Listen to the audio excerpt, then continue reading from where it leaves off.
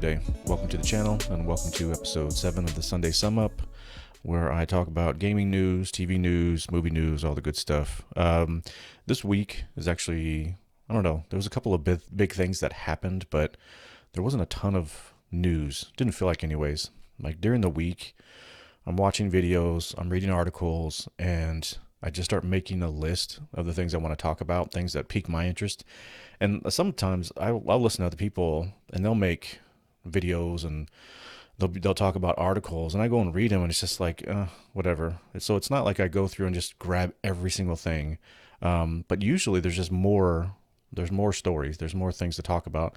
A lot of the things that were happening, or at least that YouTube creators were talking about in the articles that were being referenced, anything that I saw, it was just kind of an okay week, but that doesn't mean nothing happened. So first of all, let me just kick off real quick where I'm at when I'm gaming.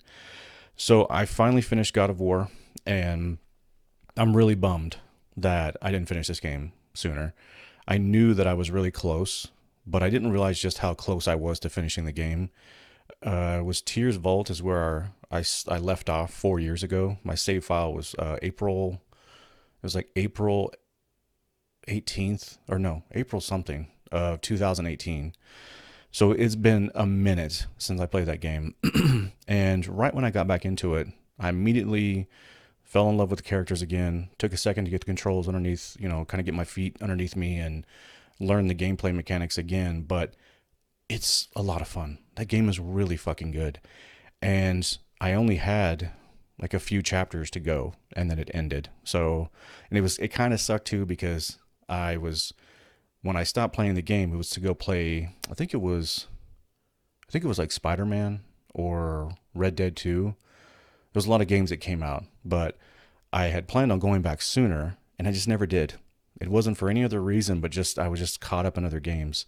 So I was really bummed because this game, it was like picking up a good book and just finishing the last like 2 chapters or 3 chapters. Obviously Act 3, I was right in the middle of sort of Act 3 in the game. And I thought the conclusion was really well done. The story, the characters, just very strong all the way around. But I was just getting into the loop again, where I was, I'm looking at the skills. I'm upgrading skills, and I'm looking at, what do they call them? Enchantments, that you socket into your weapons, and, like trying to get the way I wanted to play, just using the Blades of Chaos or using the Leviathan Axe. I was really getting into it, and then it ended. And it ended well. It didn't end like shitty or anything like that. I was just really close to the end of the game. So I'm bummed about that. I did the same thing. Well, actually, let me take that back. I dropped Spider-Man for, 2 years. Yeah, I think it was like 2, might have been longer, because Normie wife and I moved from California to Texas in 2019, and I finished the game here. So I don't know how long it was, but I know I finished that game, and I actually platinumed Spider-Man. But when I picked that game back up, I was kind of more in the middle. I was like around Act 2. I was around like 46% complete, and I was bummed there as well. But there was a lot of game to play. There was side stories, there was skill unlocks, and then also too that by then all 3 of the DLCs had dropped, and I played and beat all of those as well. So it was different then. And I think I probably played another 12, 14 hours of that game. So, and with God of War, if I would have just beelined it, I probably could have knocked the game out in about 2 hours. Maybe less. Who knows? I was kind of wandering around. There were some areas that I knew I could go back and, grab the chest or whatever real quick. And so I did a little bit of that, but I was just sort of caught up in the story and I just finished it out. So it was good. I recommend the game. It's old, but, and I'm glad I played it, because now I'm ready for Ragnarok. Let's do this. But I picked up, so everyone's playing Elden Ring right now. And every time I go to my friends list, there's like, there's at least, I'd say like 50% of my friends in my playlist are playing Elden Ring. I don't know what it is, but From Software games just don't click with me. And Yeah, I bought the game, and I even knew that going into the purchase. I was just doing it really to support From Software and to support the game, because I do appreciate what they do. I appreciate the game. I appreciate the gameplay, the loop, the difficulty. I got mad respect for that, for the Souls-like games from Software. I hate that because when you say from Software, but their name, the development studio's name is From Software. I have a lot of respect for them, but I just do not get into their games, and I've tried. I'm gonna go back and I'm going to try to get into Elden Ring for sure, but right now I'm just not in the mood. I have no interest in it right now. I see everyone's playing it. There's tons of videos. There's tons of what do they call them? Like Twitch streams and live streams on YouTube, and walkthroughs and shit like that. And it's cool. I understand it, and I've heard so many people talk about it, but I am avoiding spoilers. I don't want to hear the spoilers, like the ending. I don't want to know anything like that. But sometimes I'm listening to other, podcasts, or I'm listening to just other videos in general, and then they'll reference Elden Ring and they'll talk about specifics. And I can't avoid everything forever, but I'm trying my damnedest to not get the shit spoiled for me, because I do want to try to play this game and actually go through it all the way. But having said that, so we had Sifu. Let's see, what was it? Sifu, Gran Turismo 7, Elden Ring, and Horizon Forbidden West. So those games all dropped really close together, and for a couple weeks there, I felt like I was scrambling to play what I wanted to play. And so obviously I was playing Horizon and Gran Turismo. I played a little bit of Elden Ring, an hour and 45 minutes, was saying that's not shit. But once I finished God of War, and furthermore, also, I finished Gran Turismo 7, it's not a story mode, but I guess you could call it that. It's like the campaign, the story that sort of pushes you along to finish and complete all the races and everything, and unlock a certain amount of cars through the menus. I mean, the campaign is like you're finishing a menu, like an actual restaurant menu, and you go and complete races, and you earn these certain cars for rewards. I did all those, and that shit ended really fast. Like, I wasn't expecting that. I was really having fun with Gran Turismo. I still think the gameplay is fantastic. Microtransactions aside, and we'll talk about that a little bit later, I still appreciate what's going on there. And the game looks fantastic, sounds fantastic. I really like this game, but it ended out of nowhere. I was just not expecting it. I think I was on here last week talking about how I was just getting into the heavier championship races where you're racing against actual race cars. And it was just crazy because there was only like 2-3 championships like that. And then it ended. Like, it was in, like, the credits rolled and everyone was saying farewell and good job. And I was just like, what the fuck, man? And I'm the type of person that when I play games like this, or any game, in fact, once I hit the end of the story, I'm not the type of person that goes back. Now, Gran Turismo's different because there is a ton of shit to unlock car-wise and things like that. But for some reason, when the credits roll on a video game, like, it's very final for me. Like, when I saw the credits roll on God of War, I looked and they said, what's it called? What's it called? Game Plus or game mode plus or some shit like that. Basically, you can restart the game with everything that you've unlocked, and then you start the game over from the very beginning with all your gear and all your power, and the difficulty level's harder, and then you play through again to, like, max out everything, and everything gets, all of the treasures that you found and the bosses that you beat, they all reset. The game just completely resets. Even then, when that option's on the table, I'm just not the type of person that does that. Spider-Man did the same thing. When I beat that game, it was like, oh, go back and play, plus mode or whatever the fuck it's called. And I was like, that sounds fun, but there's other things to play, So I'm just not one of those players. I just don't do that. But when I finished Gran Turismo and then I knocked out God of War, I was thinking to myself, like, okay, we're about to hit a drought. We're about to have let's see, usually for gaming, it's like summertime after, like once spring hits, April through, I'd say August, we won't have any big releases throughout the summer. And that's sort of been, it used to be like the game releases would be like August through December, but all the developers and Xbox and PlayStation, Nintendo, they were pushing their games out for that holiday rush. They wanted to get their games out before Black Friday and before Christmas. That was the whole goal. And you would have just, I mean, it would be a fucking laundry list of games just start rolling out. Like you knew once August hit, it was like, okay, what's coming? Because then it's October, November, and you're just gonna have every week was like a new release. I think it was Sony, and I'm not 100% on this, but Sony really started pushing the beginning of the year sort of release windows where they were dropping. I think it was Horizon and God of War both dropped in the first quarter of the year. And that was sort of new. And I really appreciated that shit because, let the, there's so many big titles coming out, especially back then in the fall. They wanted to just let them have it and just, have all eyes on their games at the beginning of the year. And I really feel like they sort of set that trend. Now, I'm not saying that no other game ever released that. I'm just saying the big title AAA releases, the big names, Sony was kind of the first to really do that. And now, you see like Elden Ring, that shit's dropping. Gran Turismo is obviously a Sony game, but, you see it a little more, it's more common now. So I was thinking about that and I was like, well, do I get into Elden Ring? I don't really want to. I'm going to be forcing myself to play something that I'm not excited to play right now. And I went back to my my library, and I'm a PlayStation Plus subscriber. I say that shit 5 times fast. I I have a ton of games that are on my backlog, and there's always one or two games that I'm always just scrolling past. I'm like, damn, I need to go back and play that.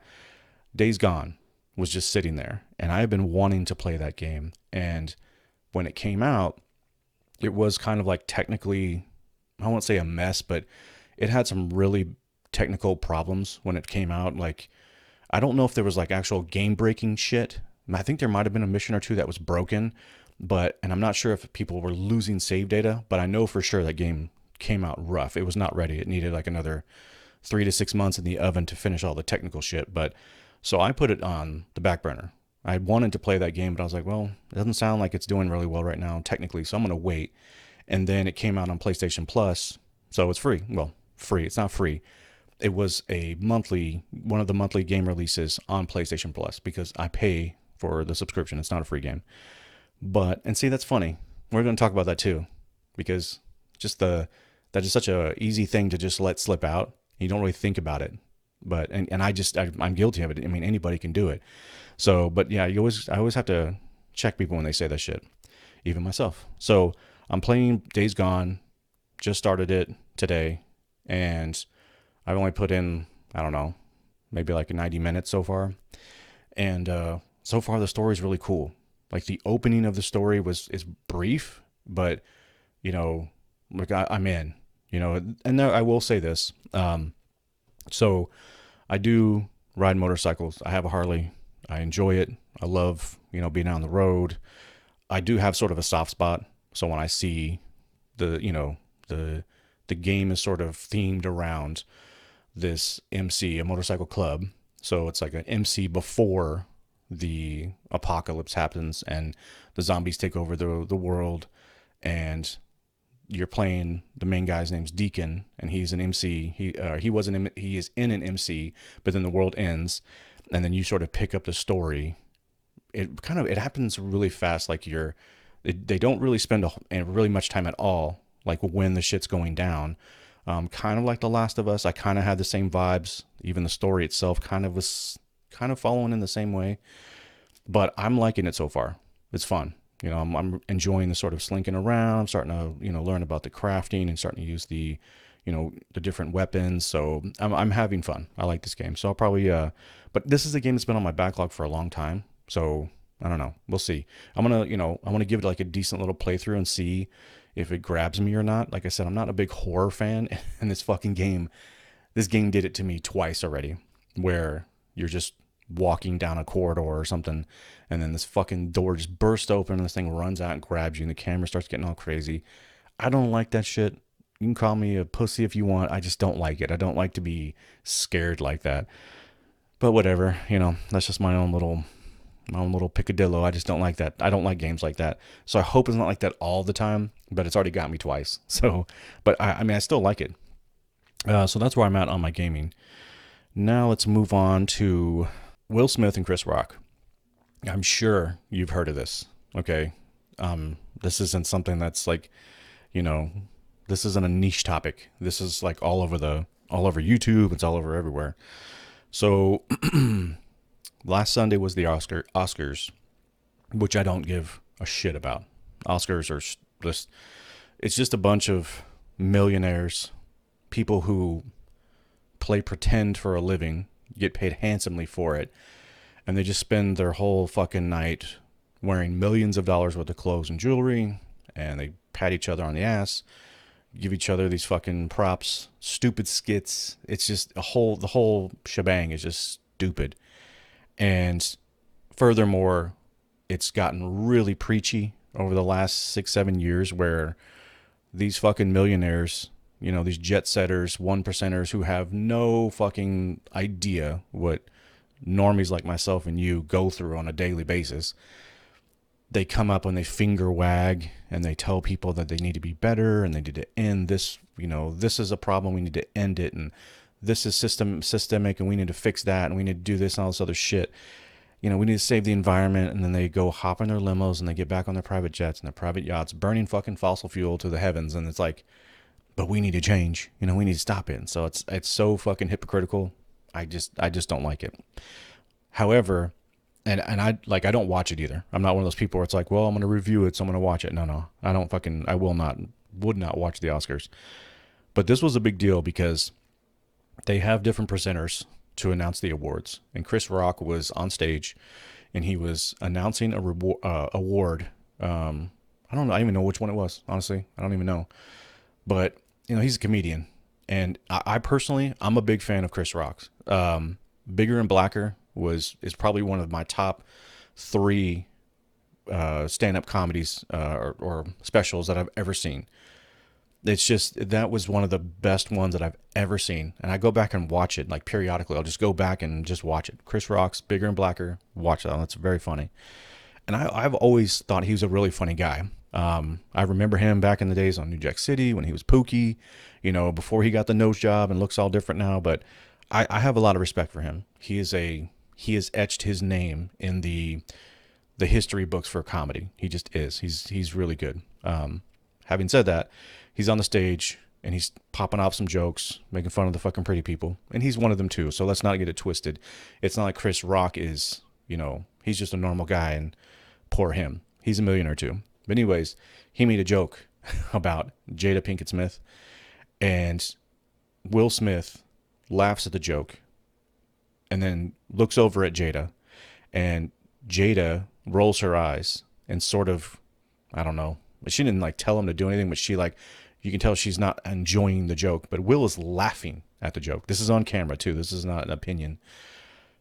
Chris Rock makes a joke about Jada Pinkett and her hair. So apparently she has a condition called alopecia, which means she has bald spots. Actually, I have a friend who has alopecia. So I it sucks, but I mean, it's not cancer, and Chris Rock made a joke about her hair, and Will Smith is laughing, and then we see the camera, we can see Jada. She's not liking it. And then out of nowhere, Will Smith gets up on stage, approaches Chris Rock, and fucking smacks him across the face. Turns around, walks back down to his chair, and screams at Chris Rock. And he yells out, "Keep my wife's name out of your fucking mouth." He says it twice. Okay, and Chris Rock, I mean, I got to say this. I got to hand it to Chris Rock for playing it cool. I mean, I think he was genuinely stunned. And furthermore, this was not a stunt. There's been this oh, it's fake. This was all Hollywood. They're acting. And I've seen a lot of comments where people are like, oh my God, you guys are so stupid. These are all paid actors. They know how to act surprised. They know how to act shocked. This was all fake. I really don't believe that at all. Chris Rock looked stunned.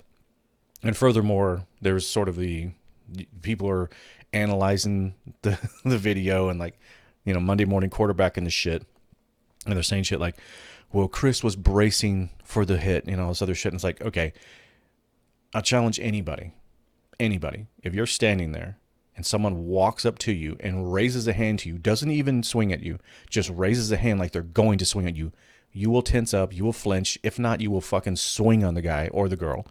It's just a natural reaction. So I don't know what this shit is where it's like he braced for it or he leaned away or leaned into it and all this other shit. And it's like he was tense. Like he sees that someone's attacking him. And furthermore, I don't think Chris Rock had any fucking idea that this was coming. I think he thought Will Smith was going to come up there and probably take a microphone or take his little microphone and say something into the microphone. I don't think for a second that Chris Rock thought he was about to get assaulted, which it is fucking assault. Let's not get it twisted here, because I want to say this: he hit him with an open hand. Okay, you get slapped. It's still the fucking same thing as being punched. Does it have the same effect? No. You can really hurt somebody with a punch. You're less likely to hurt someone with an open hand slap. It's still fucking assault. Okay. So when Will Smith walks back down to his chair, he yells that shit out to him a couple of times, and Chris Rock plays it cool. And he says he's sorry. He says he's not going to, he's going to keep his, Jada's name out of his mouth. I'm myself personally, I think that Will Smith is a fucking punk. I think that was a punk move. And I know that there's a lot of people are looking at Jada, and I get it. Okay, that's a different subject for me, and I'll talk about that in a second. But just Will Smith, and in his own, he's all by himself in this. What I'm about to say is, he does something that is a punk move, a sucker punch. You sucker punch someone, that's a bitch move. If you don't have the balls to confront someone man to man and use your fucking words and use your mind, and the only thing that you can do, your only instinct is, I want to hit this person and I don't want them to know it's coming so that I can win. That's some punk shit. It just is. I don't have any respect for that. I don't think it's cool. I don't think it's funny. It's to me personally, I don't put these people in another category in regards to, like, they are humans. They have human emotions and conditions and things like that, and habits and things. They're not immune to feelings. And I get that. I'm not saying that Will Smith shouldn't have feelings. He should. Everyone does. That's okay. But when those feelings boil over to the point where you're going to attack a person, you need to get your shithead. Your shithead. He's a shithead. You need to get your shit correct in your head. You need to get your head right, because that could have ended in such a bad way. You have no idea. And I think that I've seen, and I actually saw videos, and I was like, whoa, because I watch all types of shit on YouTube. I like watching self-defense videos. I like watching clips of old martial arts movies of Bruce Lee. I like watching all kinds of shit. And the thing that got me was I saw this one guy that I don't subscribe to this guy, but he made a statement about how this was a good thing and how Will Smith was standing up for his woman, and we need more men like that. More men to stand up for their women. Okay, I'm all cool with standing up for your woman. And men, if you have a wife or a girlfriend or a little sister or an older sister, a mother, whatever, if you need to defend your woman, that's fine. And I think that if someone's attacking your wife, all bets are off. All bets are off. Okay, you do whatever you got to do. If someone's cracking a joke on your wife, hitting someone, really? And furthermore, just the whole layout of the situation, Chris Rock, number one, is a comedian. Okay, Will Smith, he made his bones in Hollywood on a comedic television show called The Fresh Prince of Bel-Air. A lot of his movies have his humor in it. So this is normal, and it's the Oscars. This shit happens all the time where comedians and other actors are really bad at making jokes, but comedians will go up there, and there's sometimes the comedians are just as shit. And let's be clear about one thing. Chris Rock's joke wasn't funny. I thought it was cringy and stupid. He made a joke about her hair and how it's G.I. Jane 2, I can't wait to see you in it. It was just like, that was a really lame joke. But anyways, back to Will Smith. If you have to attack someone physically because they say something to your woman, now again, there's context to everything, right? If a guy's saying shit to your wife or your girlfriend or whatever, he's saying shit to your woman and you say, hey, dude, shut the fuck up. That's enough. And the guy doesn't stop. Okay, you can remove yourself. You say, you know what? Fuck you. Take your wife. Move away. If the guy keeps coming at you, okay, there's levels of engagement here. Like how can you get away? Can you leave, the building or the bar that you're in, get in your car and go someplace else? Remove yourself from the situation because, aside from a person like really getting harsh, I just don't think it's okay to just start like taking shots at people. Furthermore, what Will did, in my opinion, was more equivalent to like bullying, because Will's a big guy physically. He's a big dude. I don't think he's some fucking fighter. I don't think he's some badass on the streets. No, I don't think so.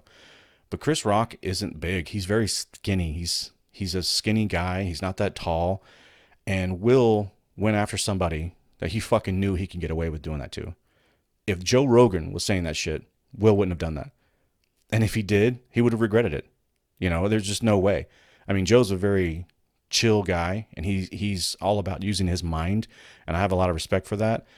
But he's not a fucking pussy. He is a trained martial artist. He knows how to fucking use them hands and his feet and grappling, all kinds of shit.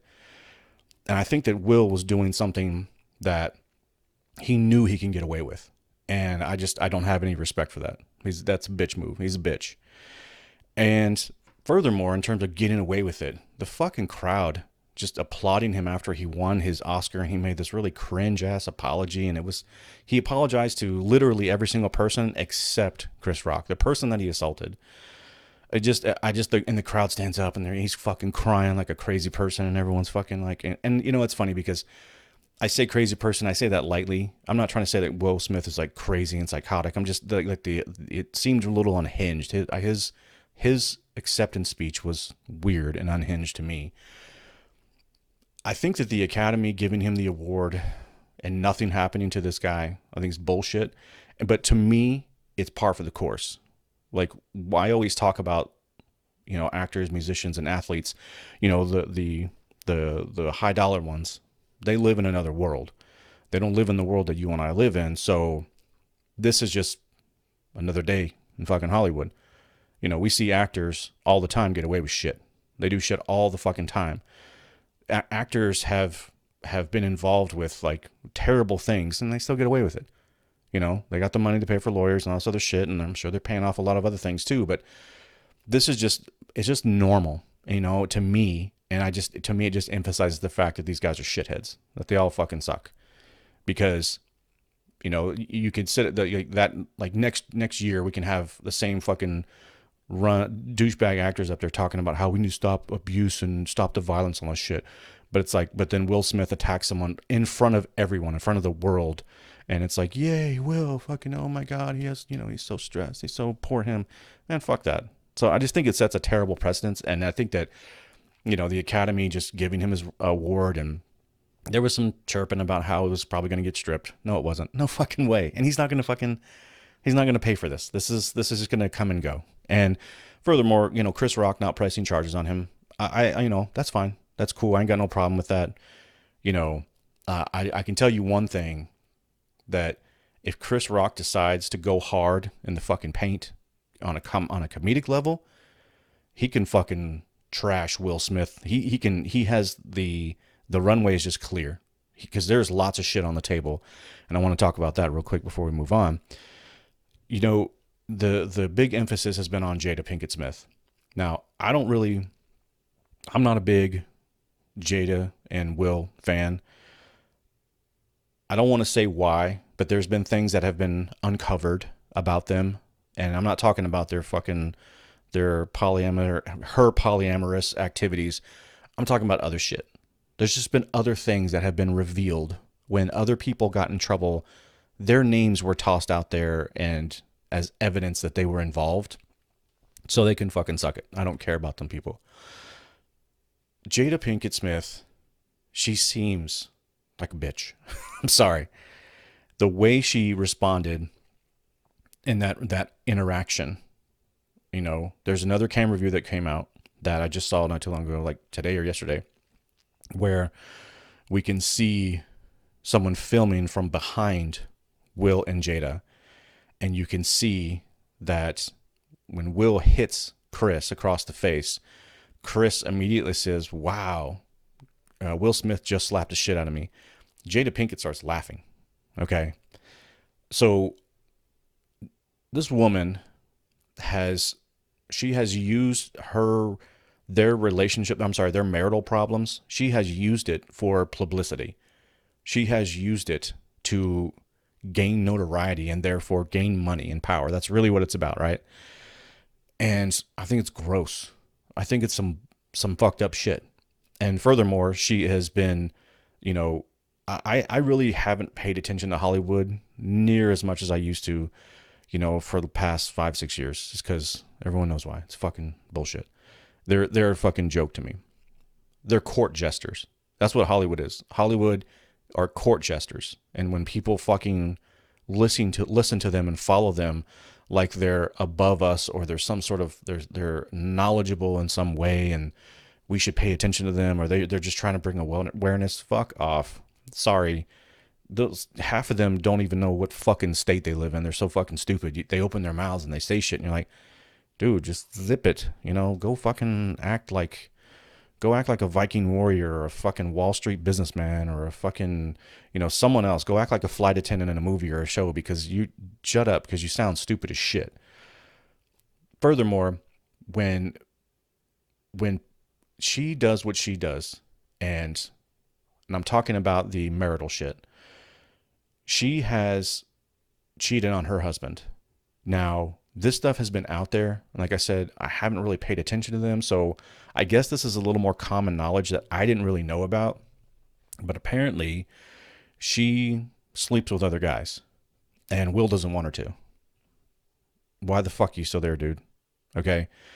That's just, I don't know. Like, we can get into a whole fucking rabbit hole about what's cool and what's not cool in terms of, you know, relationships, you know, and marriages and things like that. But she has embarrassed him. And I think that has just sort of bubbled to the top. And I think that Chris Rock he caught the brunt of it. And for like the smallest little thing, he went and reacted the way he did. And I'm sure that he probably just looked over at her and she gave him a look, and it just came out of him. Because it was just so benign. The whole situation just seemed like, it was like, whoa, this dude just fucking assaulted somebody for a stupid joke. Like, what the fuck? Obviously, she has control over him. Obviously, he feels compelled to defend her. And I'm sure he also feels, you know, shame, embarrassment, and all these other things. And I think a lot of what his acceptance speech was he was saying that, but it's like, shut the fuck up. Who cares? Now you could have said that beforehand. You could have said that and never laid your hands on another person, and people would have felt a lot differently. I don't feel bad for the fucking guy. This has been going on for years, to my understanding. You know, she slept with a fucking, like, one of her son's friends, and slept with I don't know if it's the same person, but like, he slept, one of the guys she slept with was a rapper. He fucking wrote a song about it. I mean, oh my God. And then furthermore, she admitted it all. This is not like allegations. She talked about this openly with Will, and this fucking creepy ass. I watched some of this video.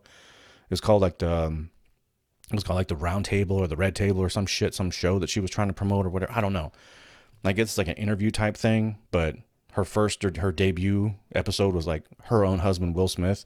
And she fucking talks about it. And it's so funny because it's a word salad. Like, she's trying to wordsmith her way into justifying that she wants to fuck other guys and how she needed that. And then she starts using these words like, it's like, oh, shut the fuck up. Just say it.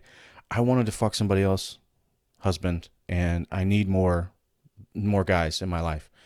You know, I need more. I need more guys. I want to be able to sleep around, and I need you to be okay with it. That I'd have had a lot more respect for her. But listening to this fucking narcissist just talk about it and just sort of wordsmith her way through it, trying to make herself sound fucking smart. Nope, doesn't work for me. So it was it's crazy in general. And furthermore, I just want to say one thing. You know, I've been in situations like this before. So, but I was young. Like I was in high school. You know, I had a girl that I dated in high school, and I'll never forget this. Never forget this. I was unhappy in the relationship, and you know, I'm not gonna get into the details, but she was just really controlling, and she controlled a lot of my life, and I was bitter about that. And I'll never forget, she came to me one day and said that this guy was in PE, and he said some shit to her, talking some shit to her. And I'll never forget the emotion that I felt. Like I was like, I'm going to fucking get this guy. I'm going to teach him a lesson. And really, after the fact, I was just embarrassed. And I went over and I fucking, I took swings at the guy and he didn't even fight back. And so, I mean, I'm not immune to this. I don't think anybody's immune to this. I'm not above this guy. I have been guilty of letting my emotions get the best of me for sure. And thinking back and even with just talking about it, it's embarrassing. Like I was the punk. I was being a punk kid. I was letting my emotions get the better of me, and I reacted in a fucking stupid way. And I feel bad for it to this day. Just even talking about it, I'm like, God, it's such just one of those things. But I just wanted to bring it up because people do dumb shit, and I totally understand that. But I think that this is different because I was like 16 years old, 17 years old. This is a grown ass man, and he's attacking people openly, and people are applauding it. They're standing around fucking clapping and shit. And I just like, man, I mean, like I said, I can relate to Will Smith in that regard, but I mean, I don't excuse myself. I think my behavior was shit. So your fucking behavior is shit too, And so I just want to be, because I think a lot of people, they give their opinions on things and then they talk about things like they're better than them. Like they're like, oh, I would never do that. That's something you should never do. I would never think of that. And it's like, okay, chill the fuck out. Okay. We all have skeletons. We've all made our mistakes. Most of the mistakes are made when we're really young. And then, people like myself, now that I'm in my 40s, I look back and I'm like, man, I did a lot of dumb shit.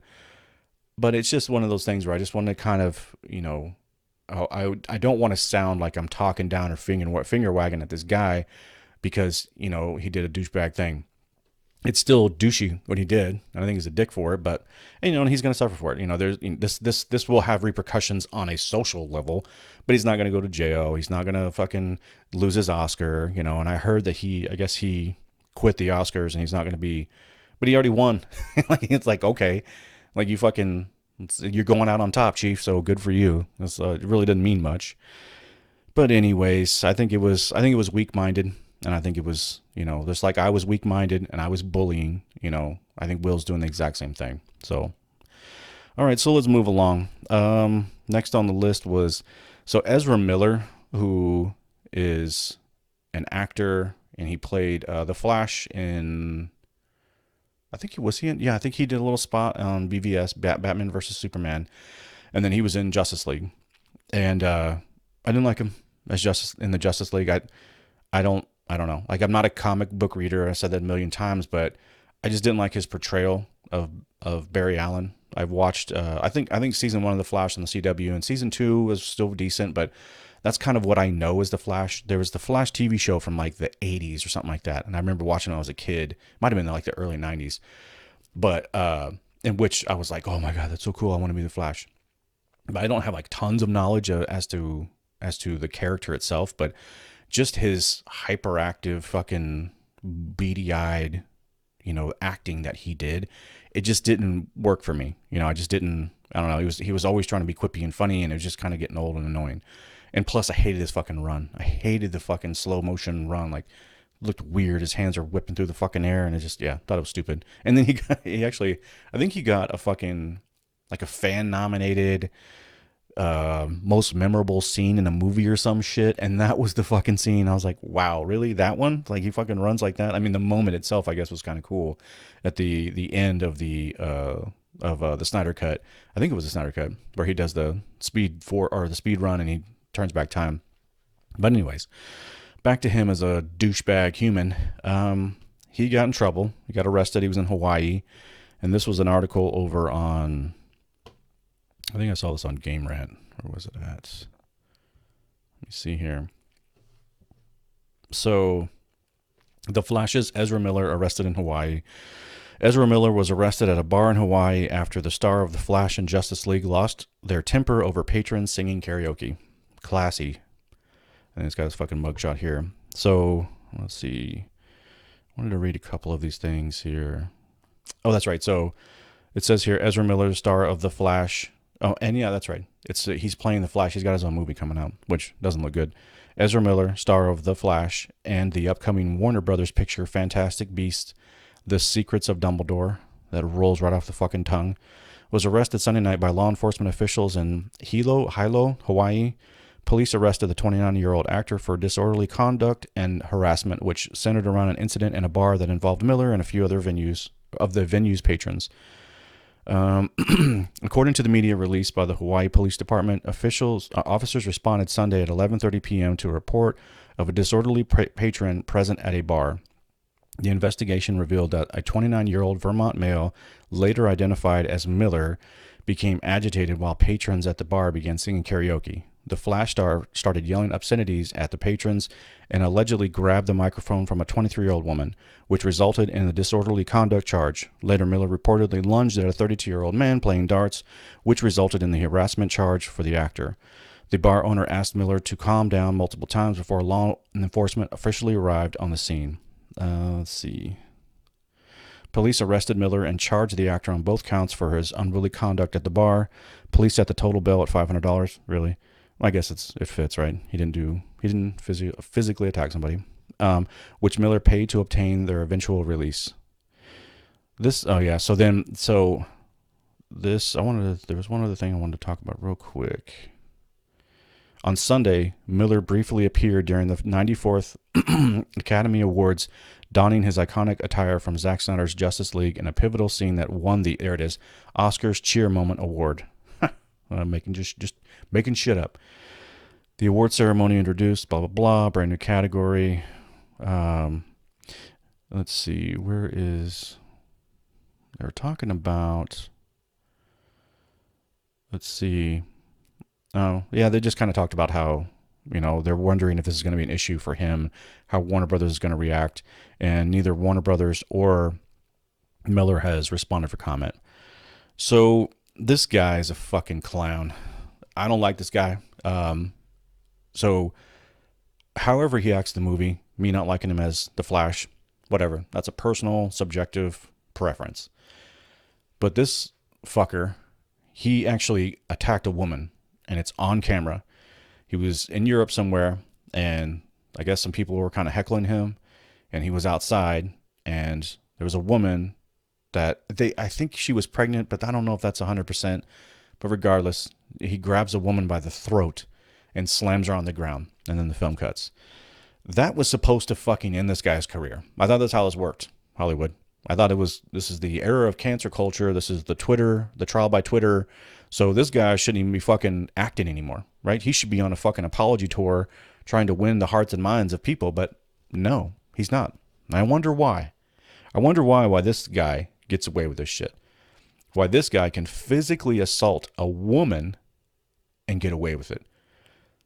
All you have to do is look at this guy's fucking bio, and your answers are right there, and it's bullshit. And it sounds like he has a fucking drinking problem, because he was apparently drunk at the first video where he attacked a woman, and then now he's getting drunk in a bar, acting like a clown, yelling at people and starting shit.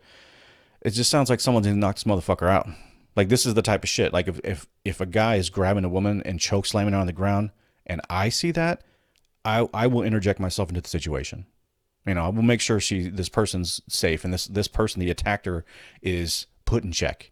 But this guy going around putting his hands on people and fucking, now he's just getting belligerent. It's just, this guy's a fucking douchebag. And it just makes me like him even less. Like, the Flash movie, the trailer for it, which I think that they're doing the same old shit where they're dangling the keys of nostalgia by using Michael Keaton's Batman to usher in the fans, the baby boomers. I'm not a boomer, but the Gen Xer like me, and then the baby boomers who watched 89 Batman and Batman Returns and liked Michael Keaton as Batman, that we see this character and we're like, oh yeah, let's go see it. Nope. Sorry. This for sure. There's no fucking way I'm watching this movie. I will not pay a dime for this fucking shit. So what a clown. These guys a tool. So let's move along here. Let's see. New movie trailer for Maverick. So this one to me, like this one kind of hits home. I Top Gun was like one of my all-time favorite movies as a kid. I wanted to fly jets so bad when I was a child. I remember my pops had he had this book. It was like this book of like it was like an aviation book, and it had jets, and it had like a breakdown of all the planes, like the F-14 Tomcat, which Tom Cruise's character Maverick flew in the original movie. It had all these different jets, the Harrier, just different planes. I remember I would flip through that book just constantly as a kid. I can still remember the pictures, and this was back when I was like 5 years old. But I wanted to be a fighter pilot so bad. And watching this movie every time just got me pumped. Like I just fucking love this movie. But it's getting a sequel. Was it probably like what 30 years, 25 years ago? Or I'm sorry, later. But I don't know about this one. Part of me, I don't like sequels that come this late, like the Matrix Resurrections. There's been other ones too. There's been other examples I can't think of right now, but I think I don't think it's going to be good, but I think it could be just sort of fun, just sort of like, hey, let's go fucking watch some cool scenes, because now I will say the images are, I'm sorry, the video and the footage and stuff from the trailer where you see the jets and stuff, I'm all in on that type of shit. Like I love like air shows and that type of anything avionics, I'm all in on. And watching those scenes in the trailer, that shit got me hyped. Got to be honest with you. That's and it's funny because I used to not like Tom Cruise. I used to be like, Tom Cruise, he's so annoying. He's just, whatever. He's not a good actor. But it seems like every movie he's in, I always end up liking. I don't know why. So obviously I like Tom Cruise as an actor. I think he's fucking weird on a social level, and he's got some issues, but he knows how to fucking fly. And if I'm not mistaken, he is really flying an F-18 in this movie. Like there are some of the images and the camera footage, of him flying the jet. He's really doing that shit. I know he did some crazy shit in a helicopter on one of the, what was it? What are those fucking spy movies called that he's in? Mission Impossible. That's what it is.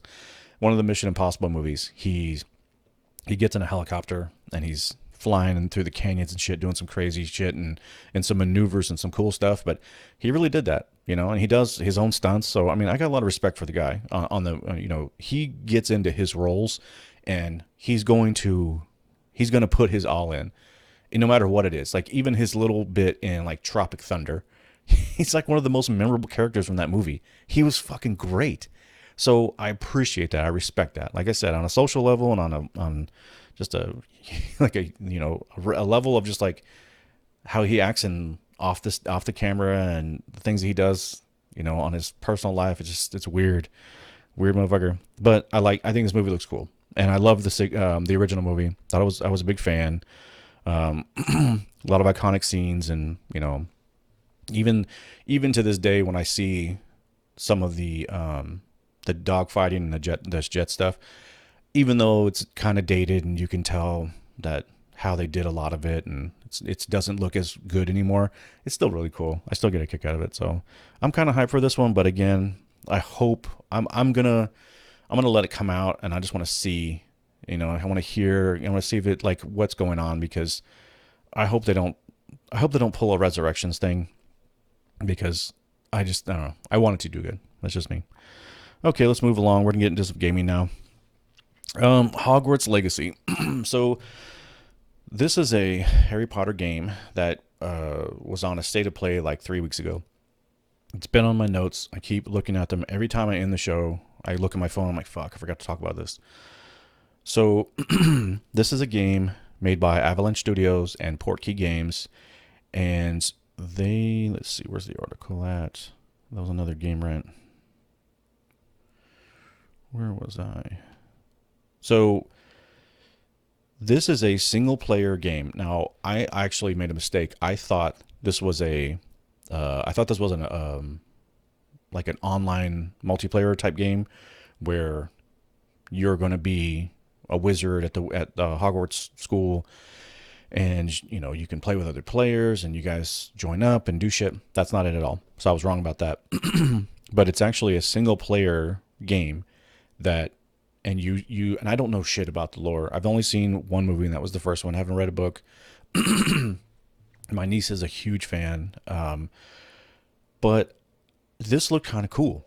I mean, I'm not a fan of the shit. I don't know shit about it, but I thought it was kind of cool what they showed. I mean, the state of play was really long, and it actually kind of got a little long in the tooth, just like, okay, are we almost done here? But I mean, it was a lot of stuff. Now, I will say that, as someone who plays Elder Scrolls Online, there was some things where I could see that they were just like, okay, so that's sort of like the blacksmith, that's the alchemist, you go to this place and you do, that's how you upgrade your whatever gear here, and you upgrade your spells here and that type of shit. That's fine. But I thought that the quality of how it looked, I thought it looked good. And I don't think it was like, it didn't blow me away. Some of the character, the facial animations I thought were eh. But when it came to like the school, like when they're at the Hogwarts school, the academy, I don't know what it's called, but when your character, they show your character walking around and there's this British guy narrating, telling you what you can do, where you can go. I mean, this game sounds pretty fucking rad. And this could be a game that I might get into because it just seems like they've put a lot of effort into this world and making it as realistic and explorable as possible. The school has all this sort of hidden rooms and hidden like dungeons and shit, and there's things that you have to do, like you have to go to class and learn things, and then as you progress and learn, then you can unlock certain spells, and there's like hidden doors all over the school that you can that you could just walk right by and not even know that there's a puzzle there. And the story seems pretty neat. I mean, I don't know these characters, but it looks like there's some little guys. I don't know what they are, if they're like dwarves or goblins or whatever. It looks like that's one of them is the antagonist, and obviously there's this evil force that's coming, and it's your job to stop it all. But I thought it looked cool. And then furthermore, it was like it starts off and you're just in the school and you're going through and they're showing you different things and the graphics look pretty good. But then you start wandering out into the real world, like the world around the school, and then the motherfucker gets on a broom and starts flying around to different places. And then there's missions and there's other things that are going on. You're going to meet people and you have these side quests and all these other different things. And I thought it was pretty impressive. To be honest with you, I really didn't have any interest in this whatsoever. I'm not a Harry Potter fan, so I don't really care. But I was actually surprised at how much I was kind of digging this game. So, if you're a Harry Potter fan, I think this game could be like what you've always wanted, because I think was it Disney or not Disney? Was it Warner Brothers, or who is it? I think it's Warner Brothers that owns them. But regardless, they built the whole Hogwarts thing at like Universal Florida or some shit, and it's like there's a big following for this. Kids love this shit, and adults do too. I mean, this stuff came out. I mean, I remember when this came out. I was in my 20s, like my early 20s when this stuff first came out. So it's been around for a long time. And, and I wanted to talk about one thing real quick. So, J.K. Rowling is the creator, writer of all the Harry Potter, Harry body. I don't know why the fuck my mind got that twisted up. Sorry about that. So she is the writer and creator of all the Harry Potter books. And apparently that she has her own beliefs when it comes to gender, and she's just getting flayed for that shit.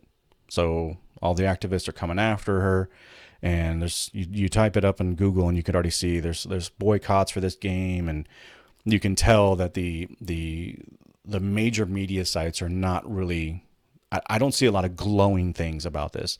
And I've seen it. Excuse me. I've seen a couple articles that have, it's not that, it looks okay, but it's unfortunate that it's her, that you're going to be supporting her because she's so narrow-minded and all this other shit. And it's just like, oh God, it's like, okay, it's fine. You do whatever you want. And furthermore, you want to protest or boycott, I'm fine with that. It's, it's part of living in this country. I have no problem with that.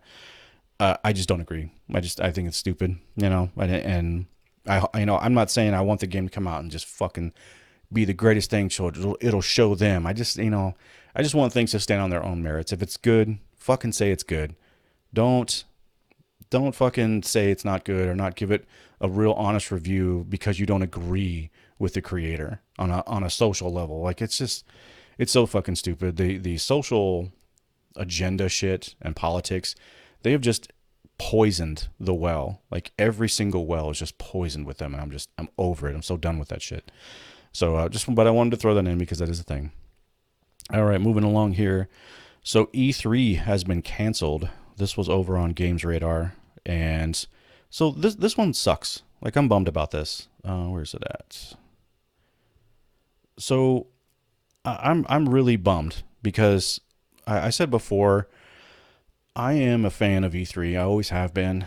I think that everyone could kind of see this was coming. You know, Nintendo pulled out first, and then Sony pulled out, and then 2020 happened, and then all the craziness hit.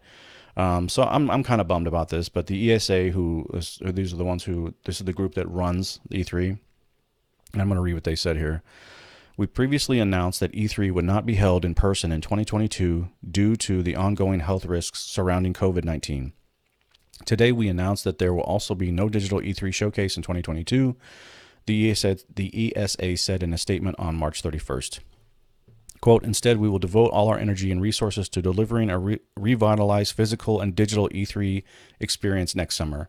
Whether enjoyed from the show floor or your favorite devices, the 2023 showcase will bring the community, media, and industry back together in an all-new format and interactive experience, end quote. So, and actually, you know what? I kind of forgot to say so this is a Games Radar article, and it was written by Kieran Cryer, contributions from Ollie Jones. So sorry if I forgot to, I'm trying to say where I'm reading the article and say who wrote the article. So I forgot to do that on an earlier one, so I apologize for that. It wasn't intentional. But back to this, I think that E3, I don't know if it's going to come back. The talk about E3 sort of dying slowly over the past few years, that was going on before 2020. And a lot of it had to do with just sort of financial reasons and, because it costs a lot of money and there's a big production behind it. And the three big heads of gaming, Sony, PlayStation, Microsoft, Xbox, and Nintendo, they're all sort of like Sony pulled out, Nintendo pulled out, and just left Microsoft there. So now if Microsoft were to pull out, obviously it's done, but it's still with just Microsoft. It was kind of a shitty E3. It was just like, okay, there's Microsoft, and then it was like a 3-hour Ubisoft one, which they always fucking overdo it. So I'm bummed. I mean, I don't want E3 to go away. I get it. I understand, but it just sucks because I've always been a fan. It was always a big deal for me. It was like, oh, E3's coming. Who's going to be there? What are the big releases? Because you would get all of the the games that were coming, for your Xbox, your Nintendo, your PlayStation. You knew what was coming. And also they were battling with each other. There's some classic moments of, them all taking shots at each other in their own little way. And it was fun. You like watching these heavyweights sort of go at it and shit. And then you get to see, the third party studios like Ubisoft before they went fucking ridiculous with their shows. You got to see, who was the other big one? Bethesda, they started doing their own show altogether. EA before they were fucking crap now. But, it was always a fun time. You got to see what was coming down the pipe. It was exciting, to just watch, to sit there and watch a trailer begin and you don't know what it is. And then all of a sudden, you're watching a cinematic something and you're like, who is this? What's going on? Oh, this looks fucking bad. Or it looks great. What the fuck is this? And then the music would kick in, like I think of like when God of War, when that game, when Sony Santa Monica brought it back out and changed, the whole landscape of how you play that game to what it is now, that was a really kick-ass reveal. That was really cool. And it was when the music kicked in, or when you first seen Kratos on the screen, the crowd went ape shit, and it was a fucking cool moment. And you know, Sony, Nintendo, I don't know, not as much because Nintendo's just different, but Microsoft and Sony, they've had their moments where they deliver those big things. Nintendo, further back on the calendar, like years ago, um, they used to have those moments too. But those moments they're fun, they're classic. You know, they're great moments to be a part of. And I'm kind of bummed that this could be gone forever. And they say that they're going to come back next year and it's going to be an interactive experience and all this shit. And it's like, what if Microsoft says they're not going to do it?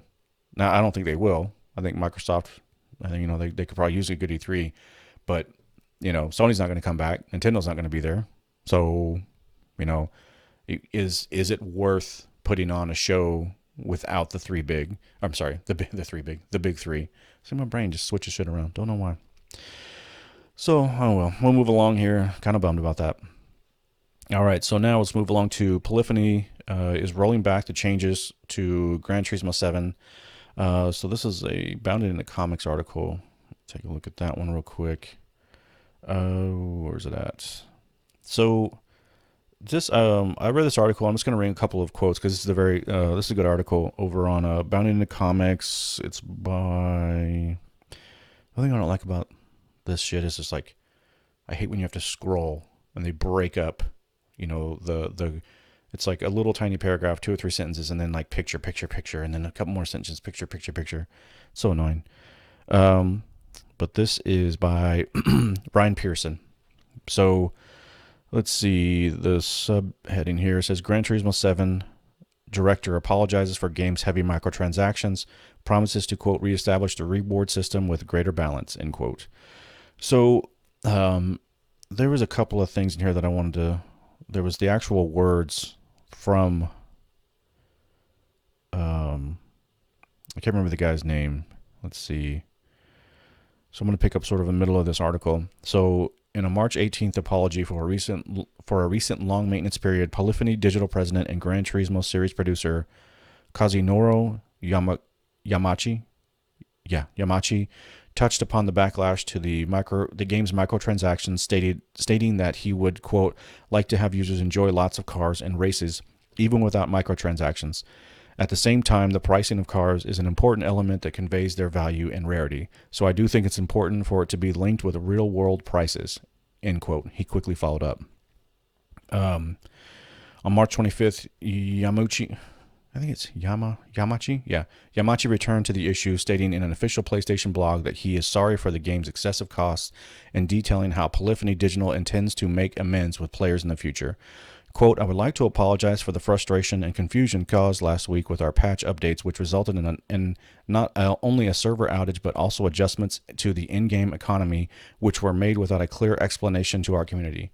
End quote. He then admitted, quote, we knew that this is not the Gran Turismo experience you expect, and announcing that we will be making a goodwill gesture in the form of a non-paid credit pack of $1 million credit, which I did get. Let's move along here. There was something else. Here we go. To improve the player experience, we will be rolling out a considerable patch in the beginning of April, he revealed. The numbers of events will be increased, and we will reestablish the reward system with greater balance throughout the game to benefit all players. Yamachi then noted that the patch would add an approximate 100% greater reward on average from events in the latter half of the world circuits, quote, high rewards for clearing the circuit experience and all gold, all bronze results, and general increases of rewards in online races. So, they're rolling it back as they should. This was a miss for Polyphony and Sony. As I said, I finished the game and I'm not going to say that I'll never play it again because I still like the racing, and just thinking about it, I'm like, it's kind of fun. I'm going to go run a couple laps. But I think when companies come out and they fall on their fucking face, like this game did, now let's be very clear. I want to be very clear about one thing. This is a good game. This is a really good game. Looks fucking great. Plays fucking great. Sounds fucking great. All of the things are working for this game. Okay. The microtransactions is something separate. Now, if you want to say that, yeah, that brings the whole game down, I'm fine with that. I understand that argument, and my opinion of the game has lowered since this has been going on. I'm like, oh god, it's like, come on, just stop messing with with people's wallets, because that's all this is. This is really this. They saw an opening to make some extra pennies, and it just sucks because they didn't need to do that. This game would have just, it would have grown to, and it still has the opportunity to, and I'm glad that they're rolling some of this shit back, but it would have grown at a really good pace, I think, because it's just one of those games where, Gran Turismo fans like myself, we're going to buy it regardless, unless it's like atrocious, the game is broken, doesn't work or whatever. But the game itself is really good. And this microtransactions crap is just dragging it down. Having said that, when they roll it back and they try to make amends for their mistakes, I think any company should be commended for that. When you, as a customer, you don't like your food and you send it back, and they give you your food, or they give you a new plate, and it's good, everything's fine. I think that's, you don't say fuck you and throw the plate in their face anyways. If you do, that's not cool.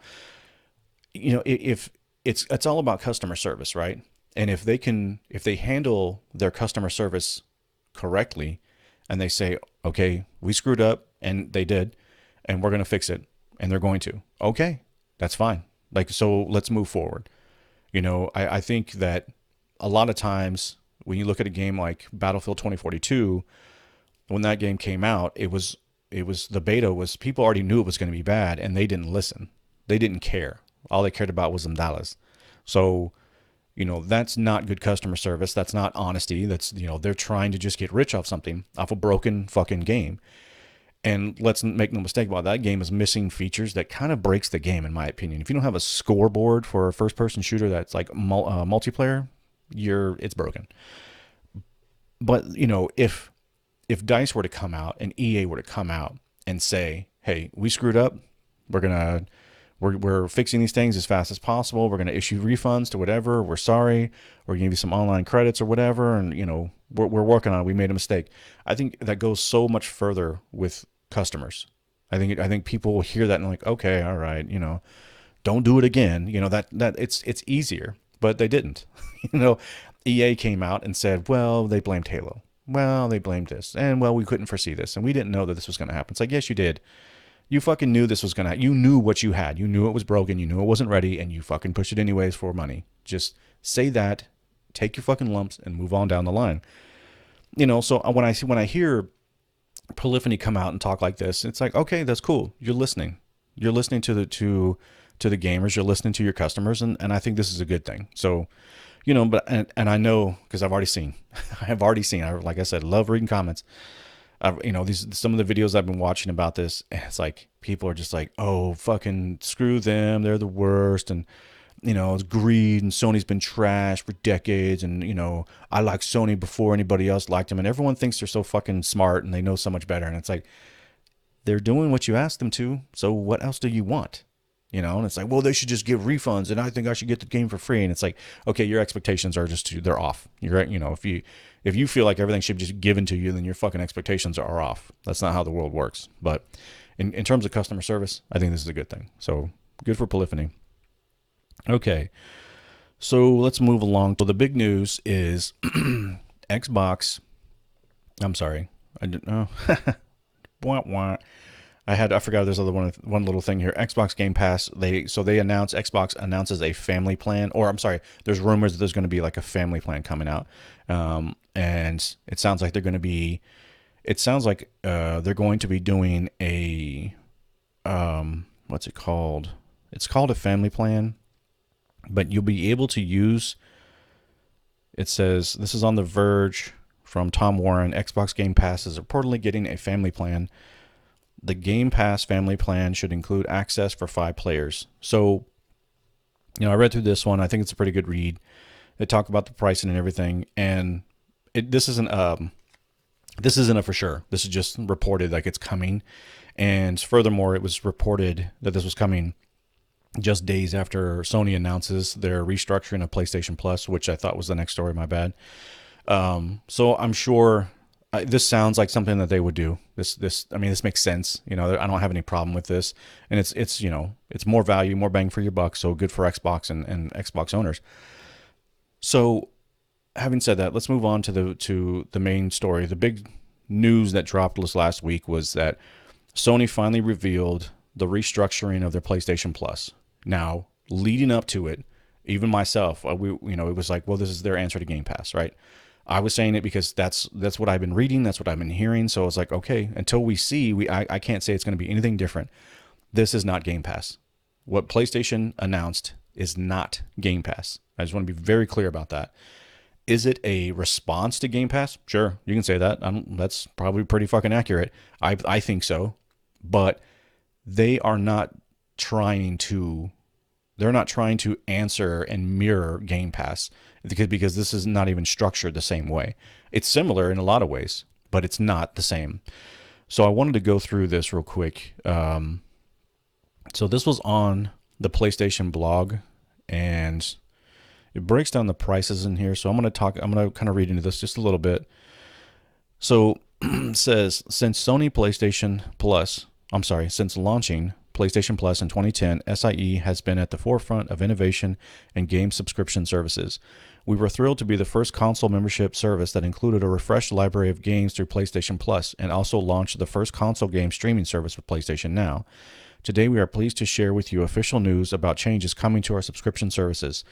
This June, we're bringing together PlayStation Plus and PlayStation Now in an all-new PlayStation Plus subscription service that provides more choice to customers across 3 membership tiers globally. Our focus is on providing high-quality, curated content with a diverse portfolio of games. Below is an overview of the 3 membership tiers. So, let's look at these real quick. So, right now, PlayStation Plus is what I pay for, and it's a, what is it, like $10 a month? Jeez, I can't remember now. I think it's 10 bucks. Oh my God, I can't believe I forgot to write that down. Did I write that down? Whoops, my bad. I thought I wrote that down. Regardless, so PlayStation Plus right now, what I'm paying, I believe it's $10 a month. No, maybe it's 15. Regardless, I'll look it up real quick. The amount that I'm paying for is a monthly subscription fee, and you get access to 2 free games, PS5 games, and or PS4 games, and then it used to be PS Vita games as well. But let me see, look this up. PlayStation Plus. I just got to see what the price. I thought I wrote that down. That was my bad. I want to see what that costs. The membership is. Let's see. Because I've been a member for so long, it just comes out of my account. I paid the 12-month subscription. It is so. Oh, I'm sorry. It's $5 a month. Yeah, damn, it's even cheaper than I thought. $5 a month, $60 a year. It's PlayStation Plus.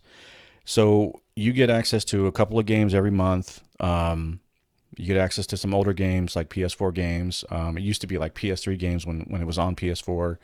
You get, it's attached. So to play online games, you have to have PlayStation Plus, and that's kind of it. Like you get some access to some really good deals. They'll have like these different little PlayStation Plus members get like a little bit, a percentage off of certain titles and things like that. So to me, it's, $5 a month. That's really not that expensive. So it's not really killing me to own it, but they're changing it now.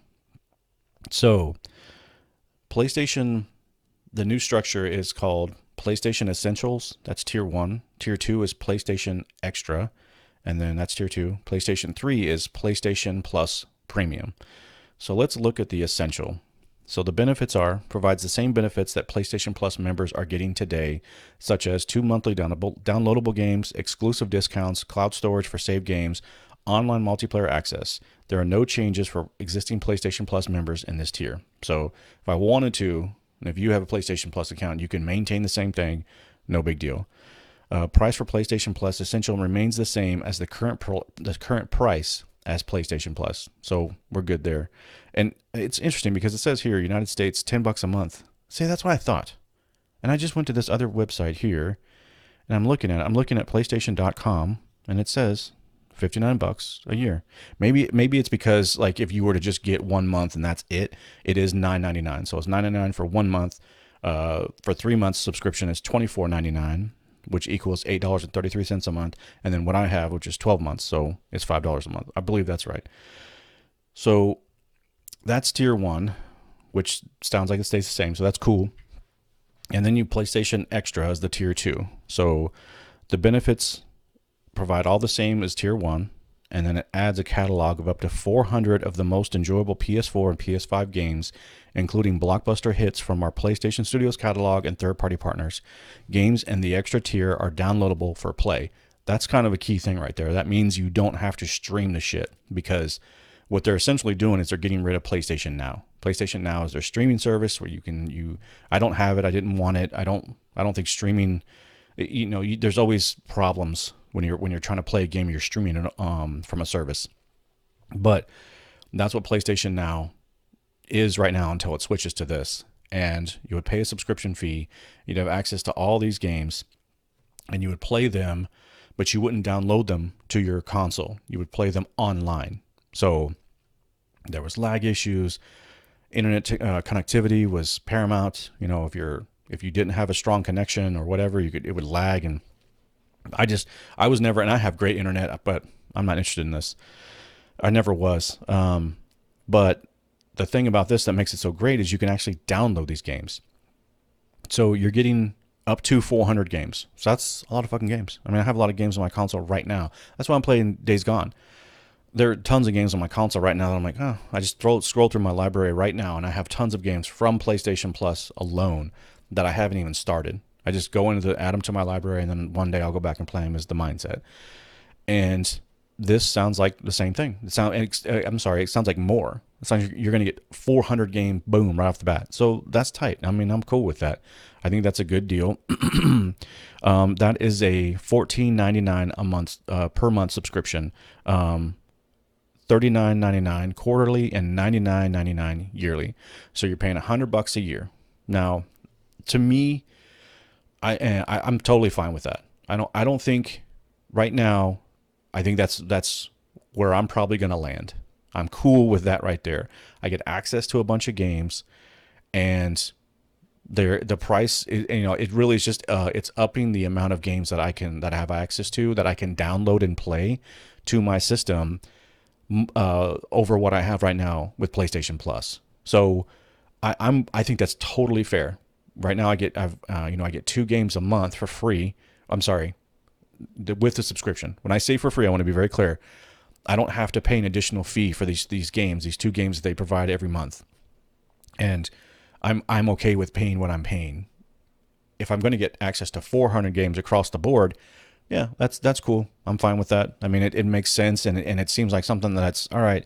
It's worth getting, because that means I'll have a bigger library, a bigger backlog that I can go back and play games like Days Gone or some other game that's come out and I need to go back and play, because there's just so many fucking games out there. You can't play them all. So, and I don't have all the time in the world. So I just, pick and choose. So now let's move on to the PlayStation Plus Premium. All the benefits from Tier 1 and Tier 2, adds up to 340 additional games, including PS3 games available via cloud streaming, a catalog of beloved classics available in both streaming and download options from the original PlayStation, PlayStation 2, and PlayStation Portable generations, PSP. Offers cloud streaming access for original PlayStation, PlayStation 2, PlayStation Portable, and PlayStation 4 games offered in the extra and premium tiers in markets where PlayStation Now is currently available. Customers can stream games using PS4 and PS5 consoles and PC. Interesting.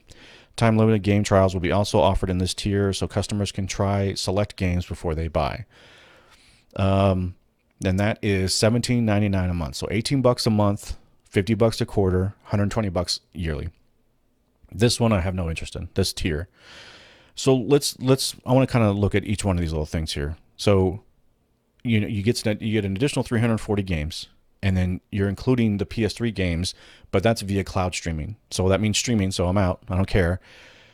Furthermore, I don't want to play PlayStation 3 games. That's 2 generations ago. I'm not interested in that. It's just I'm not a retro gamer. I don't give a shit about old games. I like playing what's current, what's new. I have enough games in my library right now that are interesting, that look good, sound good, play good, that I can go play right now, and they will not look like some fucking archaic polygon boxy looking characters with flat textures and, you know, boring worlds that, you know, where the innovation was so groundbreaking. And that's the funny thing, when people talk about retro gaming and older games, they're like, this game was so amazing. I remember back in 2003 and I was just in high school and I just got out and it was so amazing. I want to go back and play the game. It's like, why? Like, I don't know what that is. I don't know why people feel that way. And I'm not saying they're wrong. I'm not saying if you feel that way that you're in the wrong. I'm just saying, for me, as you know, who I am and how I game, you go back and I play those games and I play them for 5 minutes. I'm like, God, this looks like crap. And 9 times out of 10, the controls are shit. They haven't innovated yet to where we are now. You know, and as someone who has been gaming for so long, I'm used to the controls that I'm used to. And to go backwards and play like GoldenEye with the old like Nintendo 64 controller and having to relearn, it's like, no, thank you. I'm good. I'm totally fine. Remaster it, make a whole brand new one with updated controls, and then you got Normie in there. Then you know, I'll be up in there. But so I'm not really a big fan of this. The other thing too is, and I know there's some people that are throwing some darts at this one, because so PlayStation 3, the architecture, the hardware for the system, the console itself, it was this old, I'm sorry, not, it's old now, but it's this technology called cell technology. And it was a proprietary processor that Sony made themselves. And they were trying to go the route of, it was kind of like where there's like Blu-ray versus HD, like high definition DVD. They were trying to, like, I think they were trying to push their own proprietary shit, and they were wanting to launch it and really push it so that they could say only, like, their shit will only work, you know, it would force people to need that PlayStation so that they could play those games. And it blew up in their face, because all it really did was cause problems for third-party studios to go and create games for the PlayStation 3. My understanding from articles that I've read, videos that I've watched from years ago, it was a fucking pain in the ass to develop for the PlayStation 3 because of the architecture. The system itself, the hardware wasn't good. It just, now it was hard to work with, but once they utilized it and figured out how to use it, you know, it was pretty fucking powerful. The PlayStation 3 graphically was very powerful, right? You know, the last, you know, the third act of PlayStation 3, those games were coming out. They were some fucking bangers. Like, they looked really fucking good, but it wasn't worth it. You know, was it worth all of that headache just to have some proprietary engine? And I think that PlayStation and Sony learned that no, the answer is no. You make your fucking consoles like every other console does. You got to make it as easy and as accessible as possible for developers to create games for your system. So, you know, that was something that, you know, for me, knowing what I know, having these new consoles come out, looking back and trying to get those games on this hardware, it's not working. And that's like it just further emphasizes the fact that they made a huge mistake going with that cell technology, because now bringing the games to current consoles just isn't working. They can't do it, and they're struggling. So that was a lesson that they had to learn. So, but for me personally, sure, when they get it fixed, I'm sure retro gamers will love it, but I just don't care. Furthermore, I've been listening to other people talk about this service, and they're taking shots at Sony, saying you can't play retro games. You have to pay the top tier to play the old retro games, and that's not fair, and that's not cool, and you know, why aren't we getting that? You shouldn't have to pay for that. It should just be free. This is not, and furthermore, it's not like Game Pass. This is not Game Pass. Okay, I can't emphasize that enough. This is not the same thing as Game Pass, and I don't think Sony wants it to be the same. I think that, you know, when I'm listening to people talk about it, and you know, I'm listening to YouTubers just make fun of it and talk shit on it, and you know, the rah Game Pass is still the king and all this other shit. Okay, now that it's out, you know, now that we know what this is not comparable. Let me rephrase that. This is not the same. It's comparable only. Like, there are things that there are similarities for sure, And I understand that, yes, Sony is doing this. They're trying to dip their feet into the subscription model because that's where it's going. Unfortunately, I don't like this. I have said it before, and I've said it, I will say it now.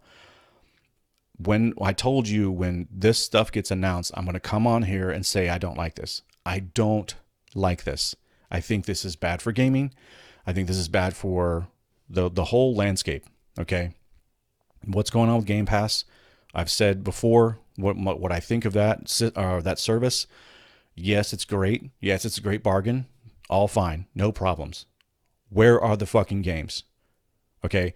Xbox has been getting away with chest pounding Game Pass. They have not had the quality of games since Game Pass has been announced. They just haven't. They have been struggling since the Xbox One announcement. Once the 360 era ended, Xbox just they just fell off the map with games, with quality games. They have not been producing. They haven't been making anything that's been just, a must have. And furthermore, and I wanted to look this up and I forgot, but I was listening to somebody else talk. I was listening to a live stream today.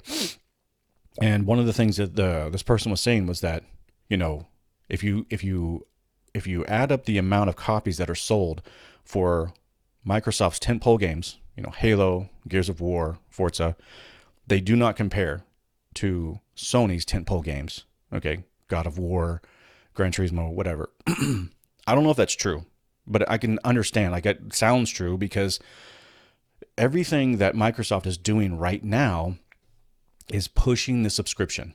They're pushing Game Pass. That's it. They are not pushing the quality that Sony's pushing right now. And they're not pushing the quality that Nintendo's pushing either. Nintendo games are rock solid. They're always ready to go. Like, they do not put out a game that is not ready to go. Their games, the way they do it, they're doing it better than Sony and Xbox, in my opinion, when it comes to releases. But Microsoft right now, they're not putting out the bangers that Sony's putting out. And since Game Pass has been brought out by Microsoft, I think that there's a correlation there. I think that they haven't been doing the bangers, they haven't been doing the big hits and selling the copies that they want to sell since Game Pass. And I think that partially they don't really care. I think that they're just like, whatever, we got Game Pass and we're getting more people to sign up and pay us monthly, so what do we give a shit? I think that is bad for gaming. And I don't want Sony to go down that same route. I do not want to see Sony go the Game Pass route. Now, they're not. This, like I said, this is not Game Pass, but it's heading in that direction. I see what you're doing, Sony. I got my eyes on you. I'm watching you. I know what you're doing. And furthermore, I think that we could see Sony end up doing the exact same thing that Microsoft's doing. Could. I'm not saying they will. Microsoft doesn't handle their studios well. They got fucking Playground Games, Forza Horizon makers making Fable. What? Like, what the fuck? Really? That's what you're doing? They've shut down studios. They have games come out that they've been sitting in fucking production hell for years. You look at, like Crackdown 3 or whatever that thing was going on and that got delayed. Halo Infinite got delayed. All their shit has just been getting pushed off to the right, and they're still not coming out and making the games that are just knocking people down. Sony, on the other hand, they make more quality AAA style like experiences. Like, when you go and play this game, it's like, yes, this is something that's memorable, something I want to play, something that when I finish the game, it's like, wow, that was crazy. That was a great story, or the gameplay was fantastic, or whatever. And furthermore, it looks like it's kick-ass, like it's kick-ass technology. Microsoft has been going on and on about how the Series X is the most powerful console ever made. When that system was announced, that's all they talked about. Played on the most powerful system in the world, most powerful console. We're badass. Look at Sony's fucking spec sheet versus our spec sheet. It's way better. It's going to look better. It's awesome. They haven't shown that yet. Not one game. Show me one game that has utilized the full power of that system, or even touched the quality the graphic fidelity of Sony's PlayStation 5 releases. I haven't seen anything on Game Pass or on Xbox that looks as good as Ratchet and Clank Rift Apart. That game wasn't perfect. The story was okay. It was decent, fun, and the gameplay was, another Ratchet game. But visually, that game was fucking stunning. It looks so damn good. Horizon Zero Dawn looks amazing. Okay? I'm playing God of War. That's a PlayStation 4 game. That game still looks fucking great. I haven't seen anything on Xbox that exploits the hardware that they brag about. But no one cares about that because they got Game Pass.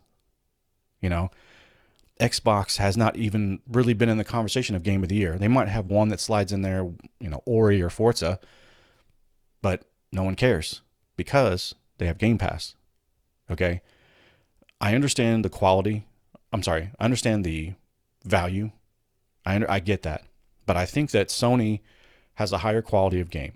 Now, you can hate me for saying that. You can say I'm just shilling and I'm just being, I'm just here to fucking brag about PlayStation. No. I trust me. I'll get on PlayStation's ass too because I don't like this. I don't like where we're going with this. But I can't deny the fact that PlayStation has been putting out some quality fucking games. And it's so funny because one of the people that I was listening to, they were talking about Sony's comment about, releasing quality games and shit. And they immediately were like, oh, really? How does Gran Turismo looking right now? And it's like, Gran Turismo looks fucking awesome. Looks amazing. Plays amazing. What's your point? Microtransactions. Okay. That's not the game, though. That has nothing to do with the gameplay itself. That doesn't have anything to do with how the game looks, sounds, or plays. You want to talk about microtransactions? I will be in your camp. I don't like them. I don't want them. But that's not what we're talking about here. Halo came out. It doesn't look that fucking good. I've seen it. I saw the trailer and I was like, wow, this doesn't look that good. I should be blown away right now, but I'm not. It looks like an Xbox One game. Doesn't look like anything fucking, current, and that's pushing the hardware. And then on top of that, you still had microtransactions and battle pass problems, but no one's talking about that because Game Pass. It's all that matters right now. That's the argument that every Xbox commenter that I see, that I've been reading, I read them all the time, and even the content creators that I've been watching, and I watch Xbox content creators, like Xbox fans. I like watching them and listening to them because they're going to give me insight into like what's going on over there, and I want to know. But I know when you're fucking just taking shots, and I know when you're covering, and I know when you're fucking, trying to run cover for Xbox because that's your system, that's your team. Okay, that's fine. It's fine. It's like going to a Mets fan going to a Yankees podcast to find out what's going on with the Yankees. Well, you're gonna hear how great the Yankees are. They can't do no wrong. But a Mets fan's gonna be like, well, that's true. These things are true, but you're leaving shit out. You're painting the picture. It's the same thing. They're just fans. And I get it. I totally understand that. I just think that the argument that's being made right now is that this new structure of PlayStation Plus, because it's still PlayStation Plus, this isn't PlayStation Game Pass. The new PlayStation Plus is looking sort of like Game Pass. And I think everyone is just rushing to say like, well, look at Xbox has this and they don't have this. Look at Xbox has that and they don't have this. It's like, it's not the same thing though. And furthermore, Xbox doesn't make the same games that Sony does. They don't. They haven't yet. Not saying they won't. Not saying they can't either. They have all the money in the world. It's another thing I keep hearing about is just how much Microsoft is so rich. They have so much money. They can do whatever the fuck they want. Cool story, bro. That's awesome. But wouldn't you like to play some of that? Don't you want some of that cheddar on your screen? Like, don't you want to see some of the money and the hard work and all the cash that they have thrown into the actual game? And when you play the game, it's like, man, this looks like a fucking $1 trillion company made it. I haven't seen that yet. But I've been seeing PlayStation with their studios, their first-party studios. They make really good-looking games. They make really fun games. They make great cinematic story games. Like, they really do, okay? And that's, now again, that's a subjective opinion. I understand. You may hear that and say you're just fucking shilling for them. But that's just my experience. That's just what I know because I play in that ecosystem and I know what it's like. And I don't think the conversation is being looked at as like I see it. And I wish more people would pay attention to this shit because if you look at, because I went online and I looked real quick.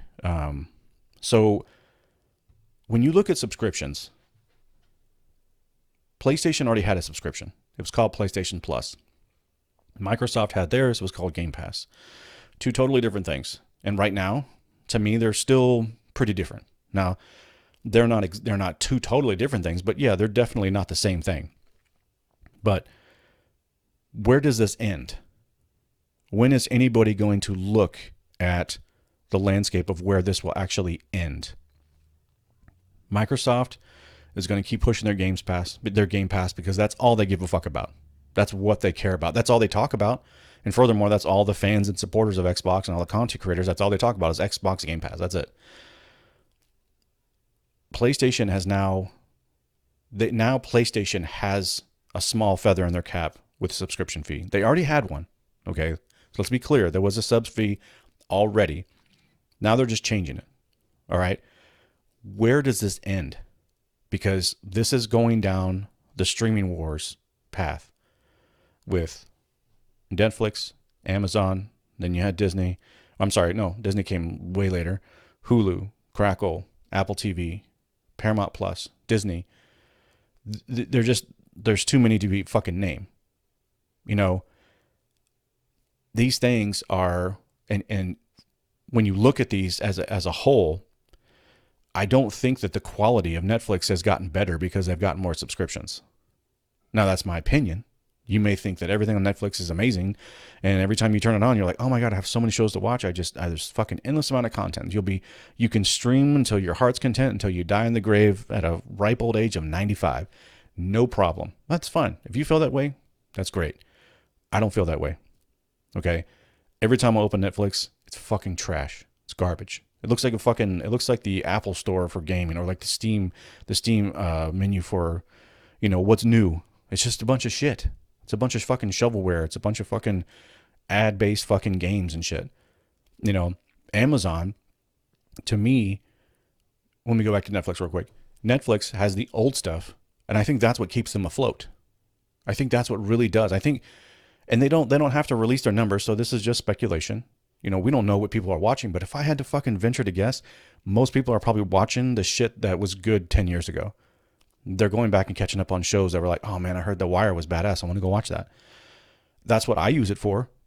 That's what I would use. I mean, I don't pay a subscription for Netflix, but ever since that fucking Cuties debacle, they can fuck off. I'll never pay them $1. But, when I do pay for Amazon right now, and it's like, well, Amazon, Norman, my wife and I, we buy movies there, and then we watch shows that are like sitcoms and stuff, so that we sort of like things we can watch while we're eating dinner or something. And then we have a couple of like shows that we'll like binge the seasons of and stuff, but that's really it. It's not like every time we turn on Amazon, it's like, oh my God, that looks so good.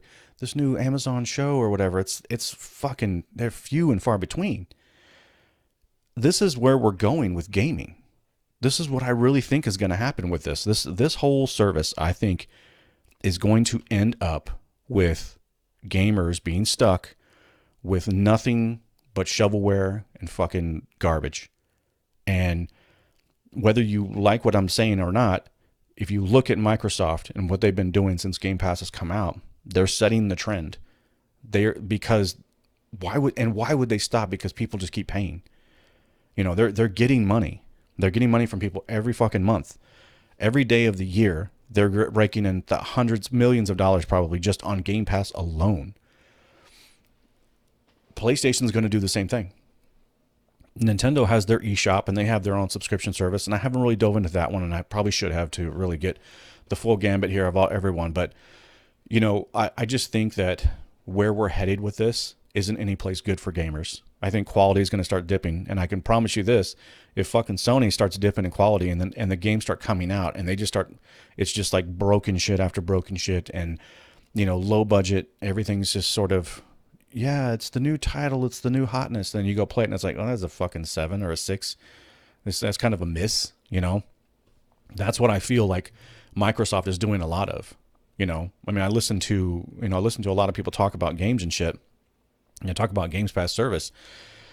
I hear a lot of people talk about retro gaming, like, oh, I can go back and play this game and that game.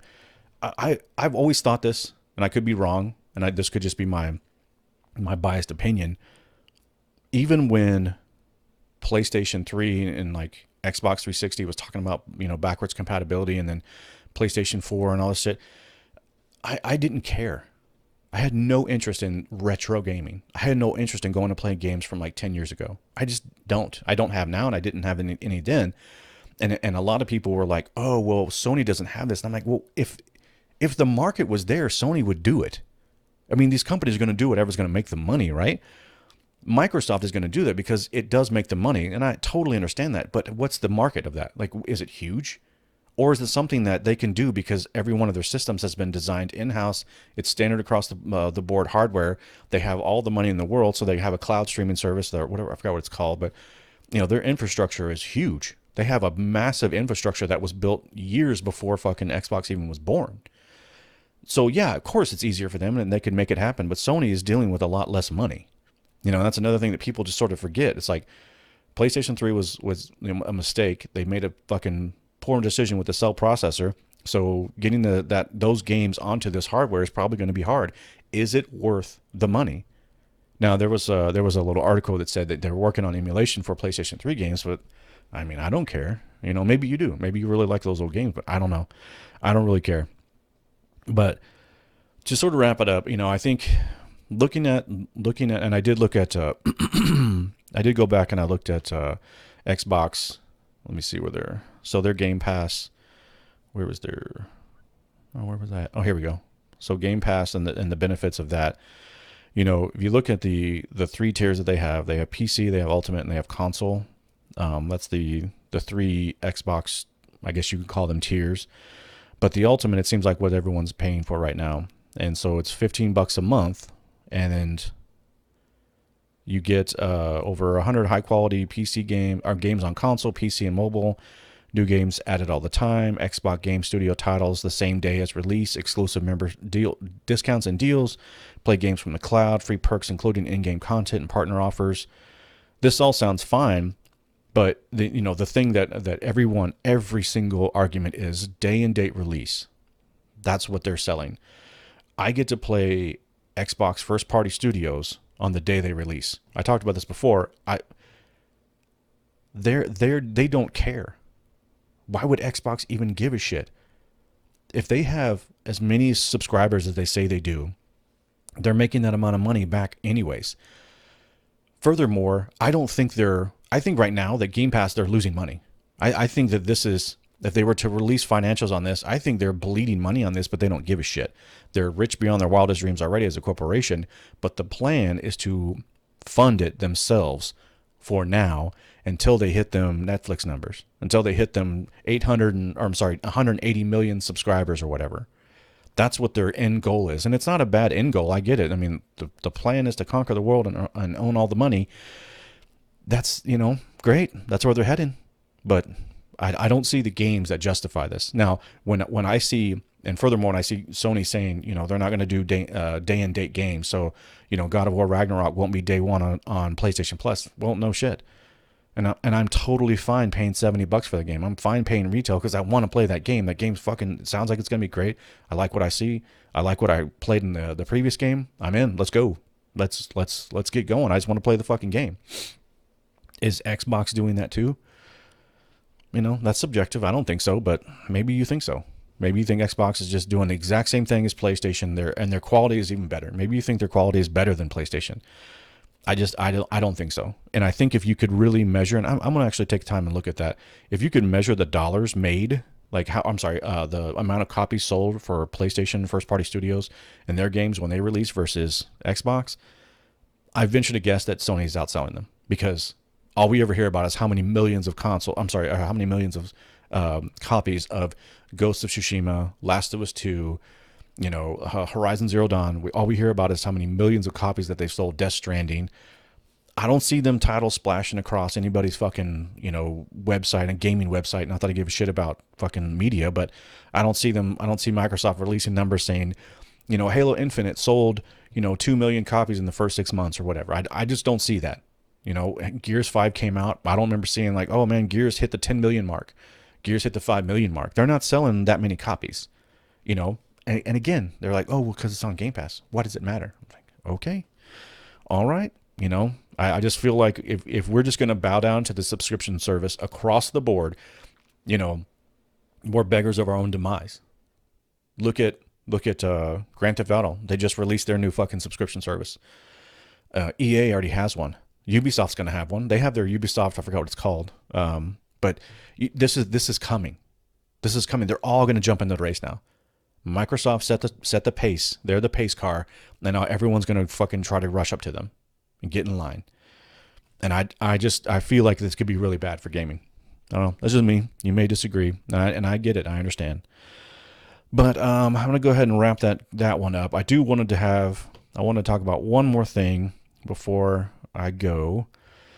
So the Halo TV series, I was going to do a review of this show. And I watched the first episode, and I thought it was shit. I thought it was absolute shit. I have notes here as I did my regular. I'm going to review this show and give a weekly episode and all this other shit.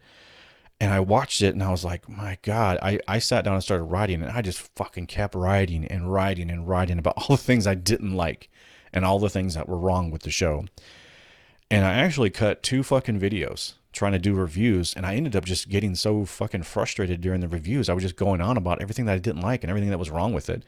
And the more I thought about it, I'm like, I just don't like the show, and I'm just wasting my time, and it's not fun. Like, it's not like Hawkeye. I always bring that up because I've only reviewed a couple of shows on this full seasons, Yellowstone and Hawkeye. Hawkeye was comically fun and bad. You know, it was like, okay, here we go. You know, it's just kind of having fun with this one. But this Halo TV series fucking sucks.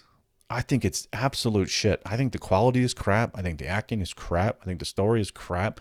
I think the special effects are fucking awful. There is really nothing good about this show. We watched 2 episodes. Normally, my wife watched this too, and after the second episode, she's like, I can't watch this anymore. This is fucking awful. I'm like, I don't think I'm gonna watch this. I might watch it as just like something. I don't know. Maybe I will.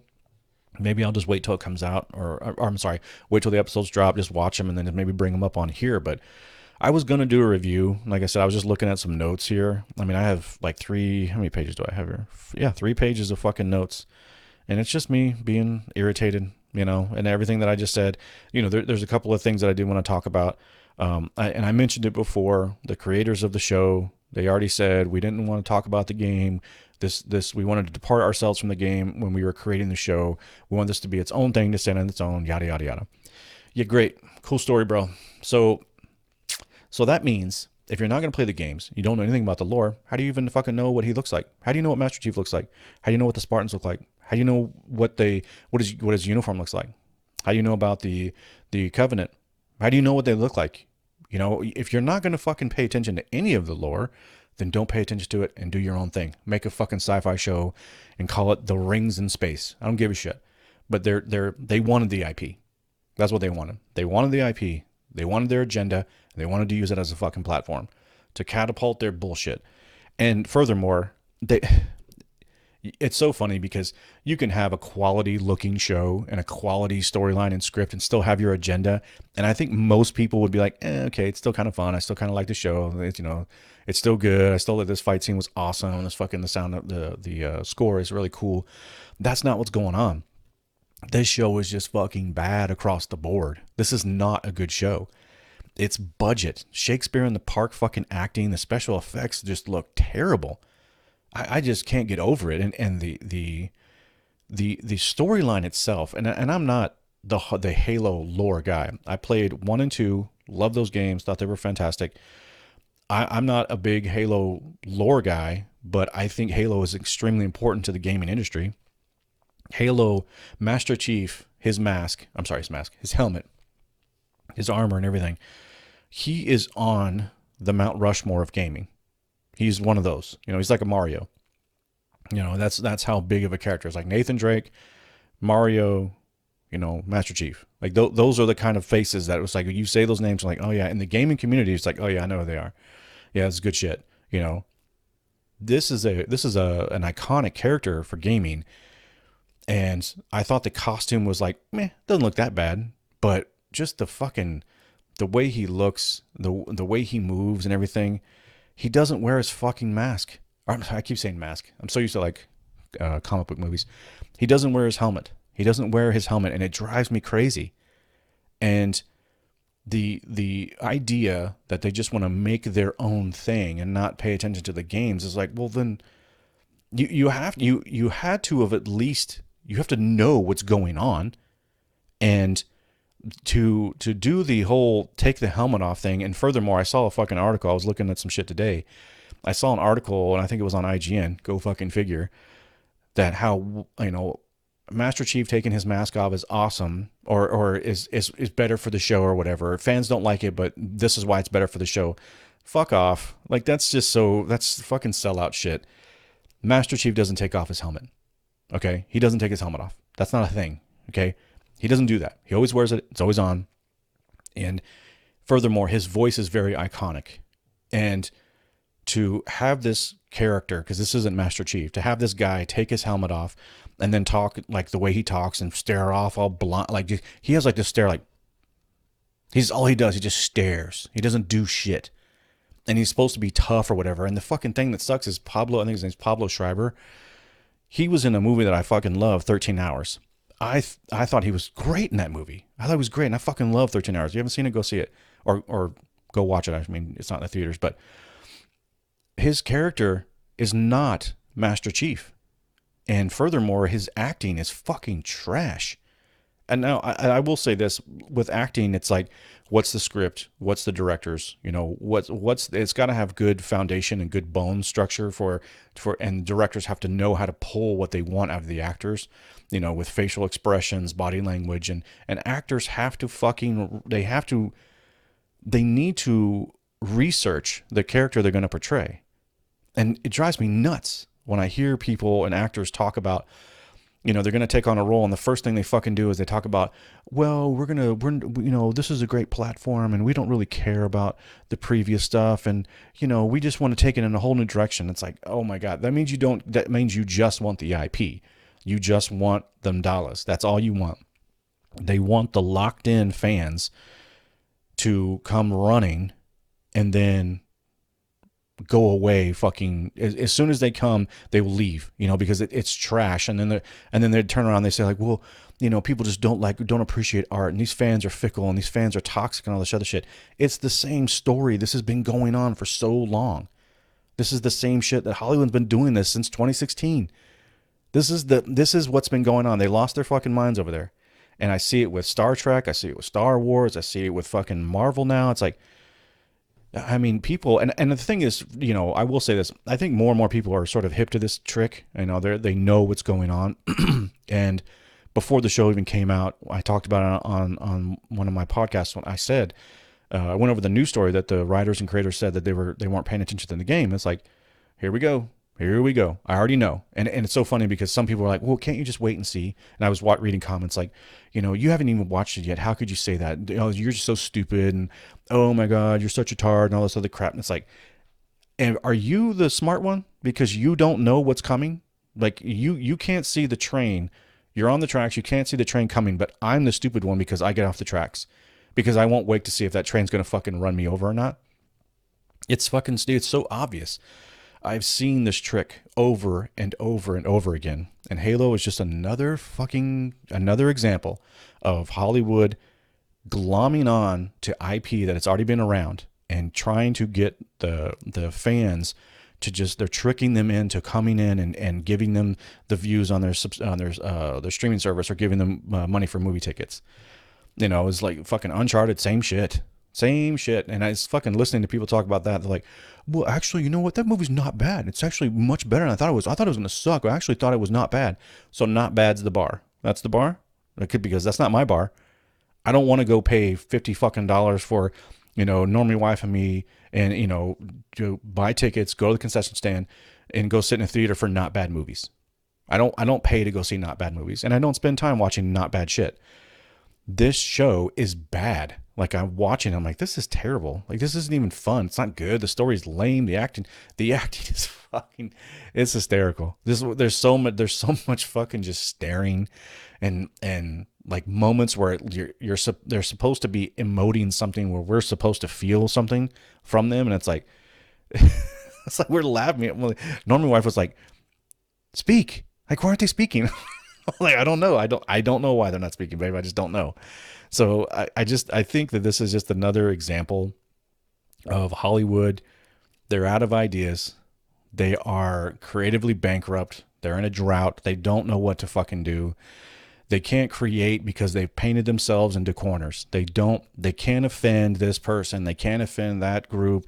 They can't offend that race or that gender. And it's like when you bow down to everybody, then you just live your life on your knees. And I won't do it, but Hollywood will. And they're fucking paying for it. They're paying the price for this shit. You know, no one is watching. No one's really watching these shit shows. And so, you know, I mean, I think like I'm just wasting my time. I think that for me, I don't think I'll finish watching this. It really would just be an exercise in abuse. I'd just be abusing myself because the whole time I'm like yawning, pull my phone out, like this is terrible. And even for this channel, I pay attention to, I don't get a lot of views because I'm a nobody and I'm totally fine with that. I got years to go and I'm totally fine with this hobby just being what it is, a hobby.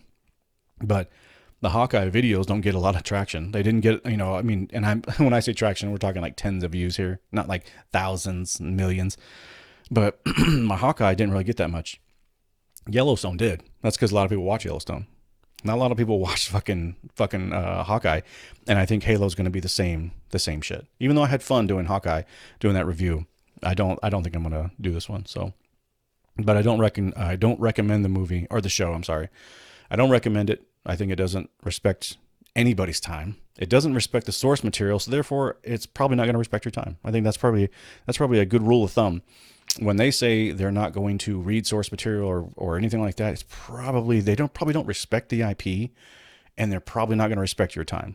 So I don't recommend it. But that's just, you've been warned. If you watch it, leave me a comment. Let me know if you think it's awesome. I would love to hear someone's opinion. I would love to talk to someone like a movie critic that loves this show and just listen to them. Just fucking people watch. I would sit on my hands and just watch them and let them go for 10 minutes straight. And then I could start asking questions because this is like undefensibly bad. All right. So I'm going to wrap it up there. That's been a good show. Been a long week. It's a busy week for me. But I hope you had a good weekend. I hope you have a great week coming up. If you enjoyed the video and you think somebody else might like it, share it with your friends. If you haven't subscribed, click the button, click the bell. The normal stuff. You have a great week. I will see you next week, and thank you for taking the time. Bye.